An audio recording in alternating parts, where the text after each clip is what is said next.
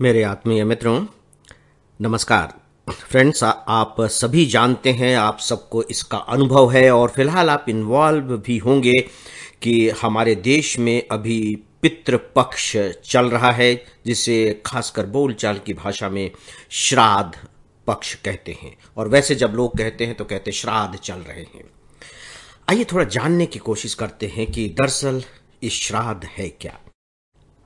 देखिए, इतना तो आप जान ही गए होंगे और बहुत अच्छे तरीके से समझ गए होंगे कि ये जो श्राद्ध शब्द है, ये मूलतः श्रद्धा से आया हुआ है। श्रद्धा यानी कि यह श्रद्धा का पक्ष है। और जब पक्ष की बात कर रहे हैं तो ये पक्ष विपक्ष वाला पक्ष नहीं है, इसका संबंध है पाक्षिक से, समय से। यानी कि 15 दिन, पाक्षिक पत्रिकाएं होती है ना, 15 दिन, यानी कि फिलहाल 15 दिन ऐसे हैं जो श्रद्धा से संबंधित हैं। तो ये श्रद्धा है किससे? यही है पितृ। पितृ यानी कि हमारे परिवार के वे बुजुर्ग सदस्य जो अब हमारे साथ नहीं हैं, यानी कि जो स्वर्गवासी हो चुके हैं। मैंने इस्तेमाल किया बुजुर्ग सदस्य, जानबूझकर इस शब्द का इस्तेमाल किया है, लेकिन वह व्यक्ति जो परिवार का सदस्य था, चाहे वो महिला हो या पुरुष हो, अब हमारे साथ यदि वो नहीं है तो वो हमारे पितृदेव के तुल्य हो जाते हैं। जैसे कि देवता होते हैं, ठीक उसी तरह से हमारे यहाँ पितृदेव कहा गया है।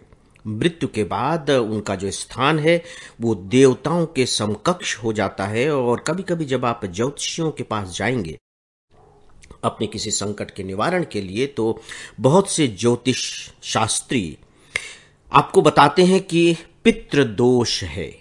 पितृदोष है कहने का मतलब है कि जो आपके पितृदेव हैं वे आपसे नाराज हैं, और चूंकि वे आपसे नाराज हैं तो आपका इस तरह का अनिष्ट हो रहा है। तो बहुत जरूरी है कि आप इस पितृदोष से मुक्ति पाएं, और उसके लिए फिर वो अपना विधि विधान करते हैं। इसका मतलब यह हुआ कि हमारे परिवार के सदस्य जो अब हमारे साथ नहीं हैं, कहीं ना कहीं हमारे साथ हैं। देखिए, होता यह है कि हमारे जीवन के सच पूछे तो 3 बड़े पक्ष हैं। एक तो हमारा शारीरिक पक्ष है, हमें अपने शरीर को ठीक रखना है। दूसरा हमारा मानसिक पक्ष है, अपने विचारों को ठीक रखना है। और तीसरा हमारा भावनात्मक पक्ष है, हमें अपनी भावनाओं को भी ठीक रखना है। और जो सबसे चैलेंजिंग होता है वो भाव पक्ष ही होता है। शरीर को तो हम अच्छा भोजन करके, कसरत, अभ्यास करके बेहतर बना सकते हैं, बनाते ही हैं। विचार पक्ष को हम पढ़ लिख कर, अच्छी बातें सुन करके, अच्छों के साथ बैठ करके अपने विचारों को ठीक ठाक कर लेते हैं। लेकिन जो भाव पक्ष है वो बहुत गहरा होता है। इसके लिए क्या किया जाए?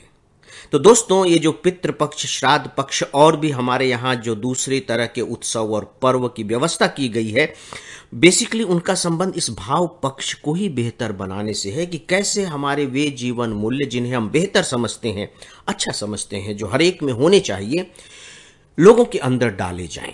तो ये जो पितृपक्ष है एक ऐसा ही अवसर है जब लोगों के अंदर अपने परिवार के सदस्यों के प्रति एक बहुत ही सुंदर, श्रद्धा युक्त, भक्ति युक्त, प्रेम पूर्ण, सहयोग युक्त भावनाओं को विकसित किया जाए। आप सोच करके देखिए कि एक ऐसा समाज, एक ऐसा समुदाय, एक ऐसा राष्ट्र जो अपने मृत सदस्यों के प्रति श्रद्धा रखता हो, तो सीधी सी बात है कि कहा यह जा रहा है कि जो जीवित हैं उनके प्रति तो कहीं इससे कई गुना ज्यादा श्रद्धा रखी जानी चाहिए। तो इसी भावनाओं के विधान के लिए सच पूछिए तो मुझे लगता है कि श्राद्ध पक्ष की व्यवस्था की गई है। ठीक है, इस समय जो भी विधान होते हैं वो सब आप बहुत अच्छे तरीके से जानते हैं, लेकिन यहां मैं आपको एक नए विधान के बारे में बता रहा हूं। हमारे एक दोस्त हैं कर्नल वर्मा जी, और उनकी पत्नी है नीरा वर्मा जी। उनके साथ हम लोग अभी 3-4 दिन पहले केरवा डैम है, वहाँ एक रेस्टोरेंट पर गए हुए थे। मौसम बहुत अच्छा था, तो हम लोग कभी कभी चले जाते हैं। तो उनसे कहा कि आइए वहाँ लंच लेंगे, और हम लोग गए और बातचीत होने लगी। हाँ, इनका एक बेटा लंदन में रहता है। लंदन में तो उनके बारे में बातचीत होने लगी। हम लोग मैंने कहा कि मेरी बहुत इच्छा है कि मैं लंदन घूमने जाऊं। तो उन्होंने कहा कि मेरा बेटा इस मायने में बहुत एक्सपर्ट है, और उसको बहुत अच्छा लगता है किसी के लिए भी प्लान करने में। वो सारा कुछ आपका प्लान कर देगा, और वो ऑक्सफोर्ड से 15-20 मिनट की दूरी पर ही रहता है। मैंने जब कहा कि मैं ऑक्सफोर्ड देखना चाहता हूं तो कह रहे अरे वो बिल्कुल पास में रहता है। ठीक है, बात होने लगी। इसके बाद बेटे की जो माँ है नीरा जी, उन्होंने एक छोटी सी घटना बताई। उन्होंने बताया कि वो लड़का बड़ा सीधा साधा है और लोगों की बहुत मदद करता है। हमने तो कई बार देखा है ना कि वहाँ जो लोग होते हैं, वो जब निकलने लगेगा ऑफिस जाने के लिए तो पता लगा कि जो बूढ़े व्यक्ति हैं वो सामान उठा रहे हैं, गाड़ियों की डिक्की खोल करके उसमें सामान रख रहे हैं, हड़बड़ी में है। तो हमारा बेटा जा करके उनकी मदद करने लगता है। तो मैं उनसे कहती हूँ कि भाई तुम उनकी मदद करने लगते हो, तुमको ऑफिस पहुंचने में देरी हो जाती है, तो तुम ऐसा क्यों करते हो, क्योंकि ये तो लगभग लगभग रोज का ही काम हो गया है। तो उनके बेटे ने कहा कि नहीं, मैं जब भी उन बूढ़े लोगों को देखता हूं मुझे मेरे नाना याद आ जाते हैं। उनके नाना वर्मा जी, वो भी आईएएस ऑफिसर थे, रिटायर्ड थे, अभी 1.5-2 साल पहले वो नहीं रहे।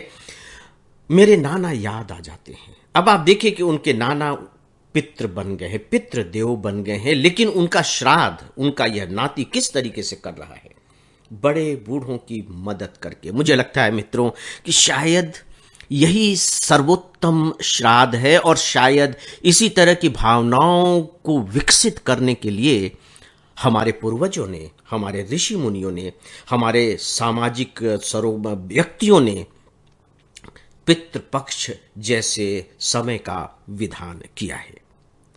दोस्तों, अब अनुमति चाहूंगा। नमस्कार।